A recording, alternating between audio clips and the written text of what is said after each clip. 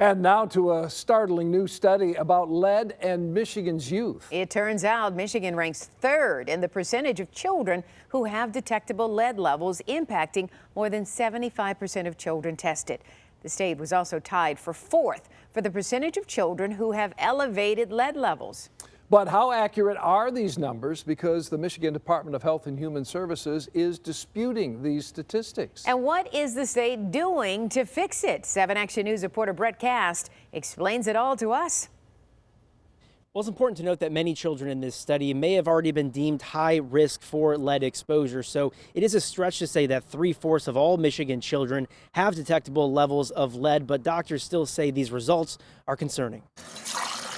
The state of Michigan is no stranger to the issue of lead poisoning, and a new study ranks the state third in the country, detecting lead in 78% of Michigan children who were tested, with 4.5% of those children showing elevated levels. No level of lead is safe. The level should be 0. Dr. Kanka Bambani is director of the lead poisoning program at Children's Hospital of Michigan in Detroit.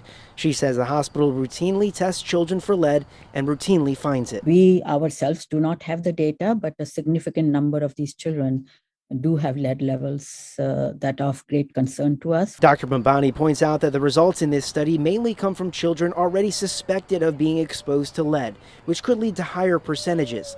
The state health department also says their numbers are lower, with just 2.5% of children tested in 2020 reporting elevated levels. The toxic effects of lead are essentially irreversible, and the damage may not be realized until the child is older, when the child is in school, with learning disabilities. The most common source of lead is from household paint, which was removed in the late 70s, meaning older homes pose more risk, a risk some families can't avoid. It's not economically possible for many families to move out of a house that has lead paint. The difference is clear in state data, which shows a drastically different percentage of elevated lead levels in children throughout Metro Detroit, from just 0.6% of those tested in Macomb County to 5.6% of kids tested in Detroit in 2020. As long as we have old housing and old paint cannot be gotten rid of, we're going to have this problem. It's a problem the state of Michigan is hoping to solve. Inside the budget signed by Governor Gretchen Whitmer on Wednesday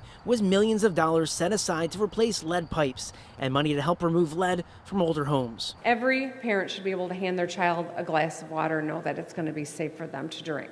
And that's what we are precisely continuing to work toward. And as seen in the study, these efforts nationwide have led to declining lead levels. But still, doctors say any level above 0 is way too high. Unfortunately, we live in a highly industrialized society, so we do have exposure to lead. But there is no level that is safe. Overall, the study found that more than half of U.S. children had detectable levels of lead out of the more than 1 million who were tested. I'm Brett Cast, 7 Action News. All right, thank you so much, Brett. Now for a closer look at the numbers, or for more information on whether or not you should get your child's lead levels checked, head to our website at WXYZ.com.